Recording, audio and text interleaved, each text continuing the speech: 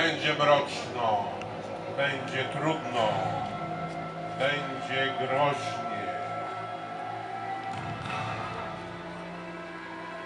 Strzeżcie się, nie zapominajcie o czerwonych kokardkach, uważajcie na krety i tak dalej, i tak dalej. Wiemy doskonale, jak wiele przesądów nami rządzi, a nad nimi wszystkimi są władcy mroku.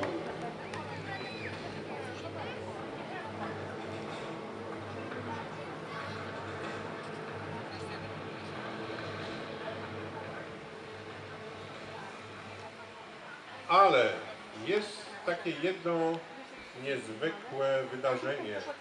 Proszę bardzo. Na Kaszubach występujące jedynie, czyli wydarzenie endemiczne. Tylko tutaj, na całym świecie, w kosmosie, tańczycie ze świętymi obrazami, bo chcecie się w nich przegrzeć, bo chcecie oddać im hołd, bo to jest wyraz waszej religijności i duchowości. Ale feretron jest także wielką próbą dla was. Przejrzyjcie się w nim. Niech wyjdzie, co robicie dobrego, a co złego. Poproszę o ustawienie się tak, za chwilę postawienie lustrem do widowni, odwrócenie się. Postawienie na chwilę, jeśli możecie. Spojrzyjcie chwilę. I co widzicie?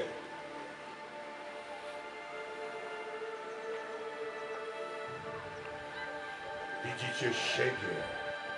Siebie w całej swojej dwoistości.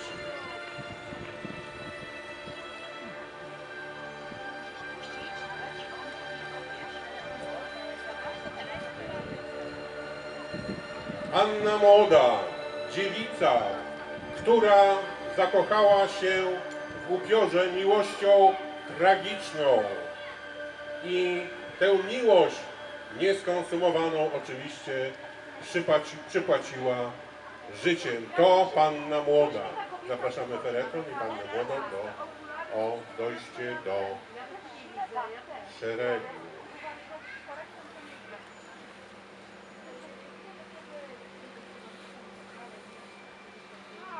Ale gdy spełni się to, co ma się spełnić, czeka was wszystkich nagroda.